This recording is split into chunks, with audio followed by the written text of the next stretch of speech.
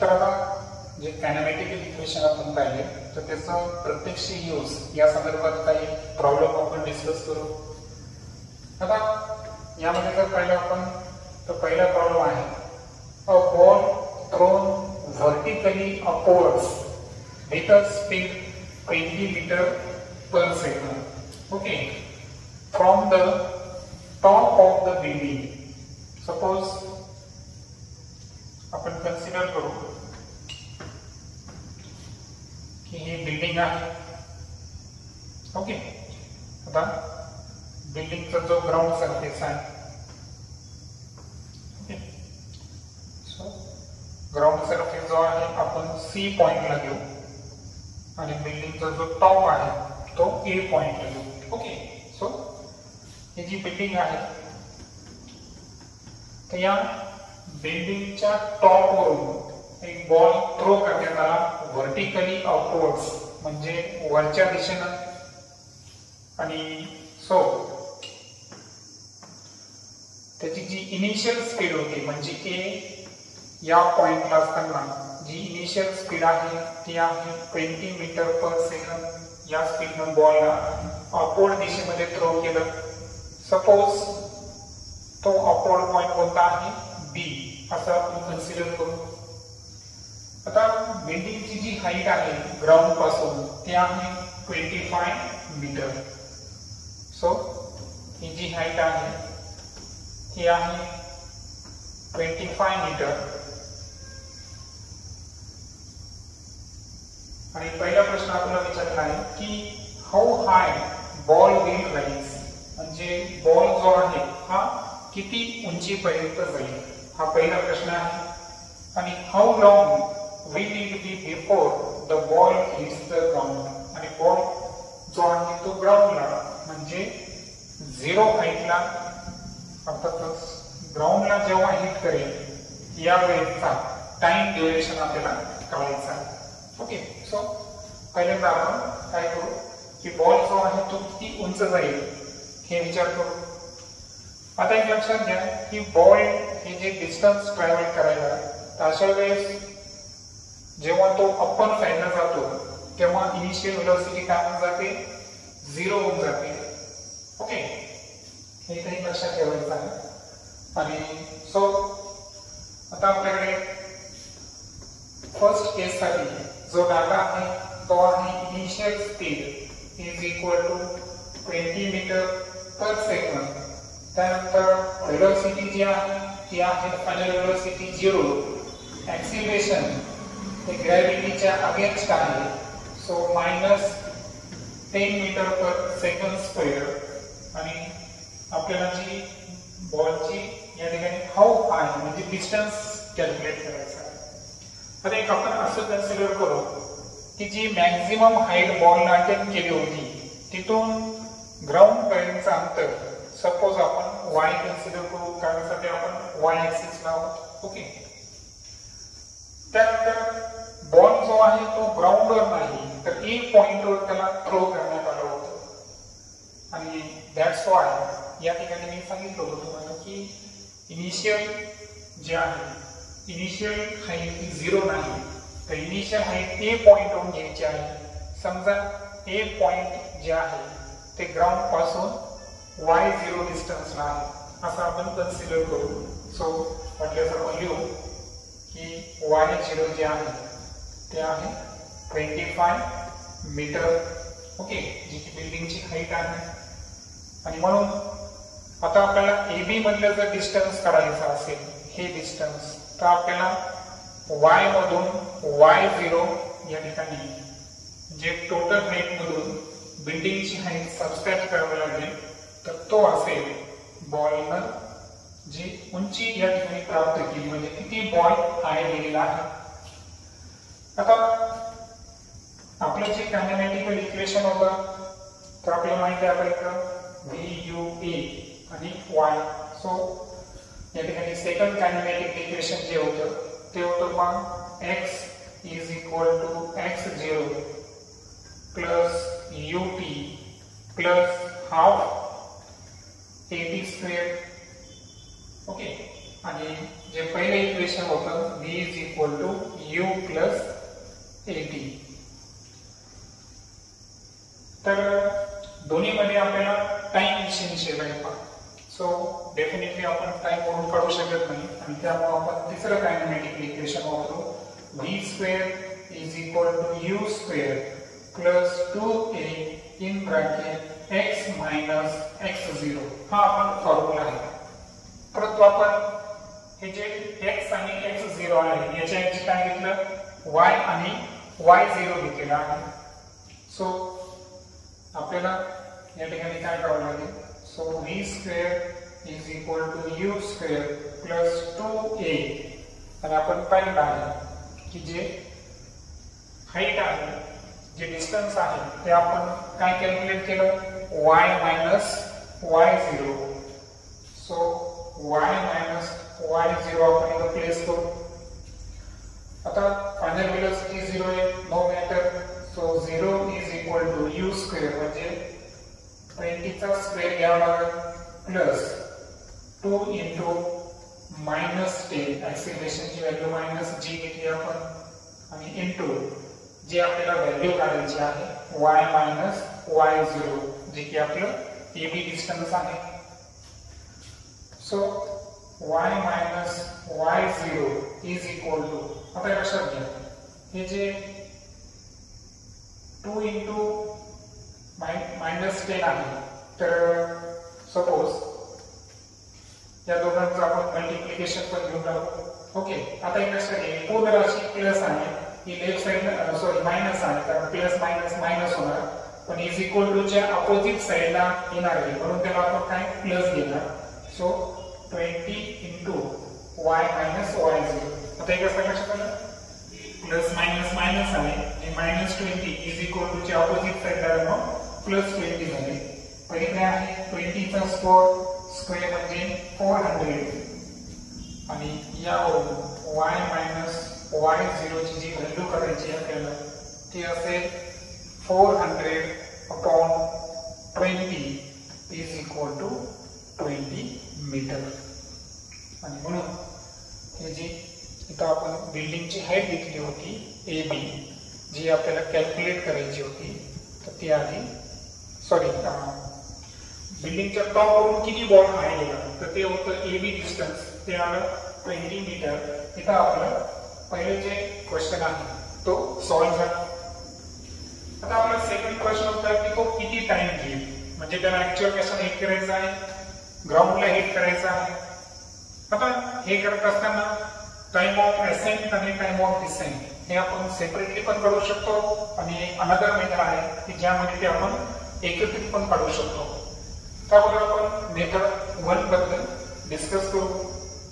आता मेथड 1 मध्ये जे आहे तर एक लक्षात घ्या पुन्हा एकदा ड्रॉ करतो मी की जी बिल्डिंग आहे त्याचा टॉप पॉइंट हा होता A bottom point ground surface होता C त्यानंतर A टू B बॉल जो आहे हा 20 मीटर डिस्टन्स ट्रॅव्हल केलं जी व्हॅल्यू आपण काढली y minus y0 total distance जे आहे ते होतं y ग्राउंडला जे डिस्टन्स आहे y चं ते असेल 0.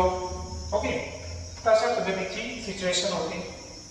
आता टाइम ऑफ असेंट जो आहे आपला कुठे असेल A to B.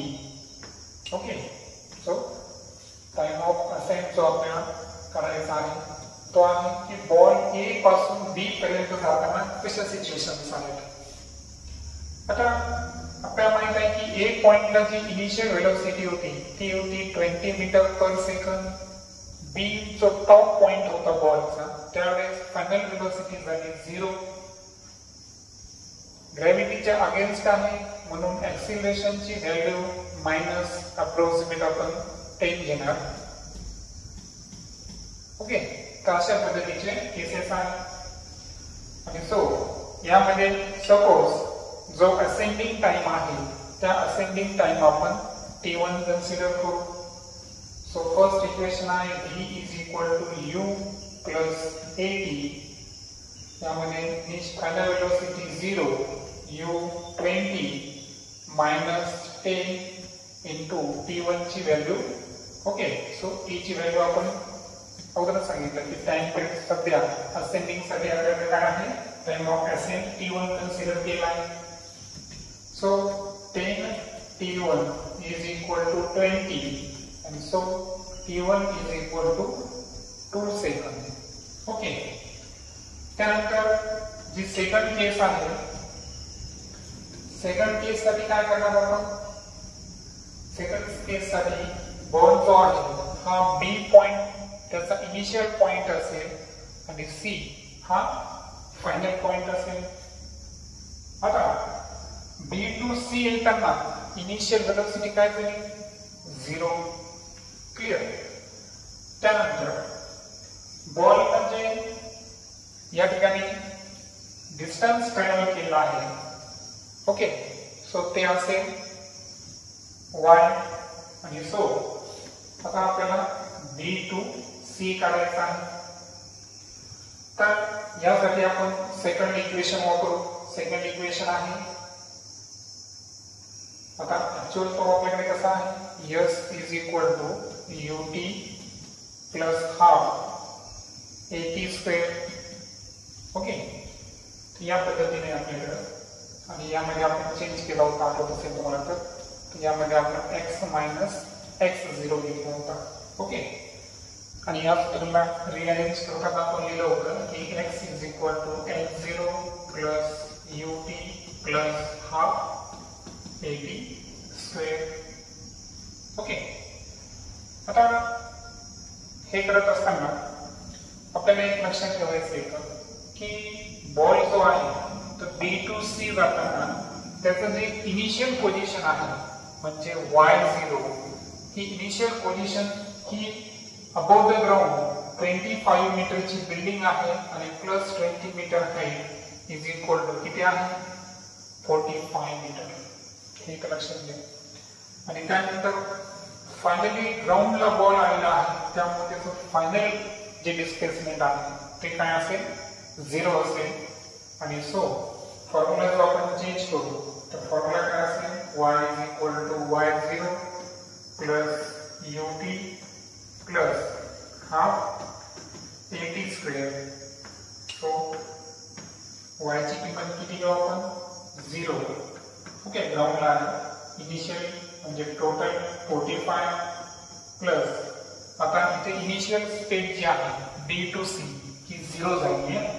So 0 into time 0 plus half into एक्सेलरेशनची value -10 into t square. So बघा 0 is equal to 45 plus minus 5t square. So 5t square is equal to 45. t square is equal to 5 9s are आणि so t is equal to किती आला, 3 second. आता आपला time of descend होता त्याला आपण काय करू, टाइम t2 कन्सिडर करू प्रत्येक केस मध्ये. ओके, सो ओव्हरऑल 2 टाइम आपल्याकडे निघले. एक आहे टाइम ऑफ असेंट आणि 2 आहे दुसरा आहे टाइम ऑफ डिसेंट. हा आहे 2 सेकंद आणि हा आहे 3 सेकंद. आणि त्यामुळे टोटल टाइम टी काढायचा असेल तर t1 आणि t2 ची आपण बेरीज करणार. So 2 plus 3 is equal to 5 second. ही झाली मेथड 1. आता मेथड 2 कशा पद्धतीची असेल. ओके, सो फिगर मी माझ्या समोर ठेवतो. यामध्ये जर पाहिलं आपण तर ओव्हरऑल जे इनिशियल डिस्प्लेसमेंट होतं पार्टिकलचं, ओके, स्टॉप पासून जर पाहिलं तर बिल्डिंग 25 मीटर होती. त्यानंतर फायनल डिस्प्लेसमेंट जर पाहिलं आपण तर ते 0 आहे. ओके, तर मी आता डायरेक्ट ए पासून तर सी पर्यंतचा विचार करेल. एक्सेलरेशन जे आहे ते आहे -10. त्यानंतर ओव्हरऑल जर आपण इथं y0 झाला y झाला. ओके, इनिशियल वेलोसिटी जर पाहिली आपण तर ती आहे 20 मीटर पर सेकंद. सो पुन्हा एकदा आपण फॉर्म्युला घेऊ. y is equal to y0 plus ut plus half eighty square जे आपण अगोदर तयार केला होता. सो हे आहे 0 is equal to 25 plus 20 into t. आता इथं ऍक्सिलरेशनची व्हॅल्यू मायनस टाकायला असतं तर मायनस घेऊ शकतो मी. So half into 10 is equal to काय होईल 5t स्क्वेअर. ओके, लक्षात आलं. हाफ इंटू -10 मी -5 घेतलं. इक्वेशन जे आहे तर आपण क्वाड्रॅटिक फॉर्म मध्ये लिहू.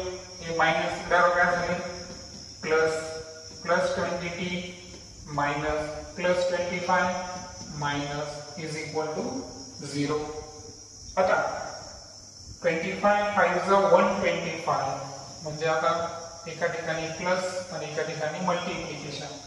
आता अशा कोणत्या दोन संख्या आहेत की ज्यांचं मल्टिप्लिकेशन -125 आणि ॲडिशन हे -20 तर ते आहे -25 आणि +5. क्लिअर. कारण 25 5 -125 आणि मायनस प्लस जे आहे मोठं चिन्ह मायनस आहे. सो 25 मधून 5 जर मायनस केलं तर -20 येतं. आता 5t square minus 25t plus 5t minus 25 is equal to 0. 5t common निघेल t minus 5 plus 5 common t minus 5 is equal to 0. So 5t plus 5 is equal to 0 और t minus 5 is equal to 0. So 5 is equal to -5 or t is equal to 5. t is equal to -1 second or t is equal to 5 second. Minus आपण घेत नाही. So t ची value 5 second. तर या second मेथडच्या साहाय्याने सुद्धा आपण टाइम पिरियड काढला. फक्त वेगळं काय केलं आपण वेगळं एकच केलं की आपण इनिशियल पॉइंट ए आणि फायनल पॉइंट सी हाच कन्सिडर केला. हे करत असताना आपण जी y0 ची व्हॅल्यू होती म्हणजे इनिशियल जे आहे तो ग्राउंड पासून 25 मीटर असल्यामुळे तो घेतला आणि फायनल जे आहे तो ग्राउंड असल्यामुळे आपण 0 घेतला. एवढाच फक्त फरक आहे. आणि सिंगल मेथड ही तुमची बेटर आणि सोपी मेथड आहे ज्यामध्ये असेंट आणि डिसेंट हे सेपरेट करण्याची गरज नाही. सो हे आहे एक कशा पद्धतीने आपण कायनेमॅटिकल इक्वेशन यूज करू शकतो. ओके.